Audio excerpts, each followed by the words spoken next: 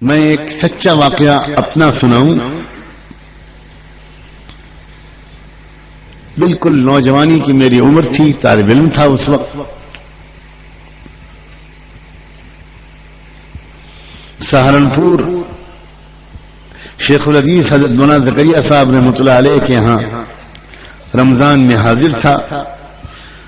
اپنے والد ماجد رحمۃ اللہ علیہ کے ساتھ وہ مجھے لے گئے تھے. بالکل بچہ تھا میں، ینگ نوجوان، مشکل سے 14-15 سال کا بچہ تھا. میں نے دیکھا کہ تراویح کے بعد حضرت تھوڑی دیر بیٹھتے تھے، بہت کم دیر، اور اس وقت لوگ آ کر حضرت سے کچھ ایک آدھ منٹ، آدھا منٹ ملاقات کر سکتے تھے. تو میں نے دیکھا کہ 10-12 سکھ لوگ وہ ایک لائن لگا کر بڑے ادب اور احترام کے ساتھ، سر پہ ان کے پگڑی اور بڑے ادب کے ساتھ وہ پانی کی بوتلیں لیے ہوئے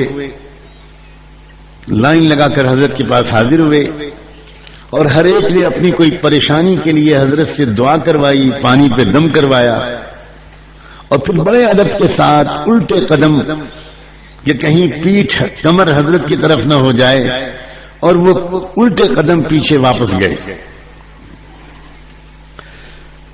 میرے اندر ایک بے چینی پیدا ہوئی. میرا مزاج ہمیشہ سے ایک عجیب طرح کا رہا ہے، تو میں ان کے پیچھے پیچھے باہر نکلا.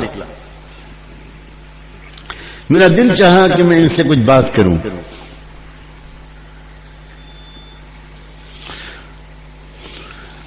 خوش قسمتی سے وہ لوگ باہر گئے تو آگے جانے کے بجائے ایک ہوٹل میں بیٹھ گئے، کچھ چائے وائے پینے لگے. سخت سردی تھی، گجرات کی سردی نہیں، سہارنپور کی سردی. اس کو بھی آپ لوگ سردی کہہ رہے ہیں، جس میں میں پسینے پسینے ہوا جا رہا ہوں.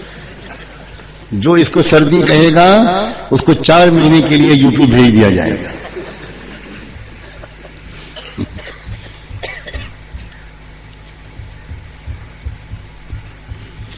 میں وہاں جا کر ان کے پاس ہوٹل میں بیٹھ گیا.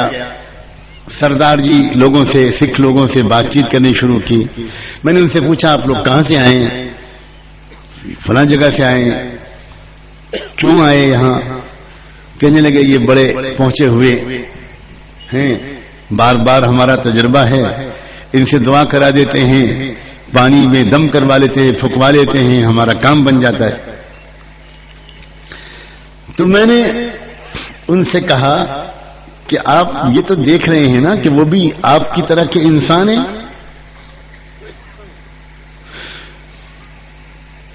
وہ کوئی اور مخلوق تو نہیں ہے. تو اگر وہ انسان ہوتے ہوئے ایسے بن گئے کہ ان کی دعا میں، ان کی پھونک میں اتنا اثر پیدا ہو گیا، تو آپ لوگ خود کیوں نہیں کوشش کرتے کہ ایسے انسان بن جائیں؟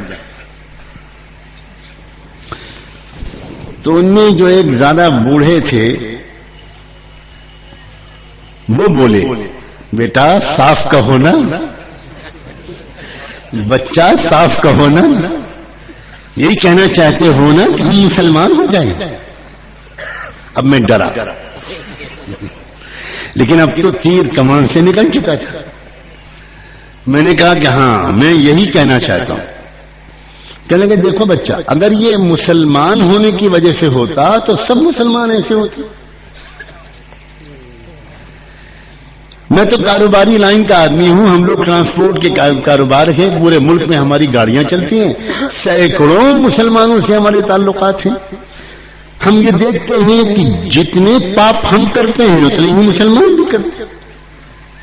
ہم جھوٹ بولتے ہیں، مسلمان بھی جھوٹ بولتا ہے. ہم عورتوں لڑکیوں کے پیچھے بھاگتے ہیں، وہ بھی بھاگتے ہیں. ہم رشوت دیتے لیتے ہیں، وہ بھی کرتے ہیں. تو بچہ یہ مسلمان ہونے کی وجہ سے نہیں ہے.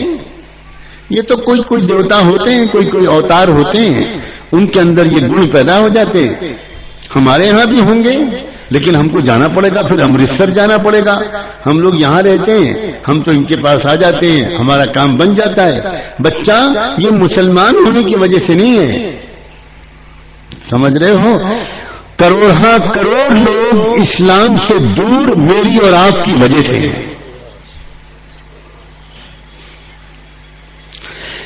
اسلام جو شروع میں پھیلا تھا وہ تقریروں کے ذریعے نہیں پھیلا تھا، بیانوں کے ذریعے نہیں پھیلا تھا، جلسوں کے ذریعے نہیں پھیلا تھا، کتابوں اور رسالوں کے ذریعے نہیں پھیلا تھا. دنیا حیران رہ جاتی تھی اس وقت کے مسلمان کو دیکھ کر. ایسی امت تیار کی تھی رحمت دو عالم صلی اللہ علیہ وسلم.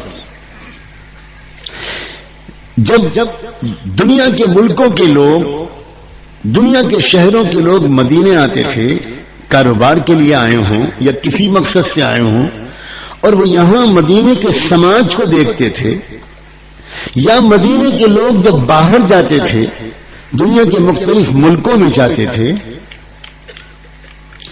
اور جب دنیا کے لوگ ان کو اپنے شہروں میں دیکھتے تھے، اپنے بازاروں میں دیکھتے تھے، تو یقین کرو جس کی نظر پڑتی تھی اس کا دل اسلام قبول کیے بغیر چین نہیں پاتا.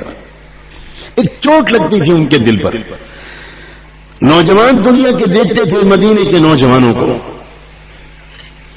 اور وہ نوجوان جو دیکھتے تھے کہ بھئی ہم بھی نوجوان ہیں، یہ بھی نوجوان ہیں، ہمارے اندر بھی جو تمنائیں آرزویں خواہشات ہیں وہی ان کے اندر بھی ہیں، مگر کیا بات ہے ان نوجوانوں کے پاس کہ ان کی نظر کبھی پھسلتی ہی نہیں، ان کو اپنی نگاہوں پر کنٹرول ہے.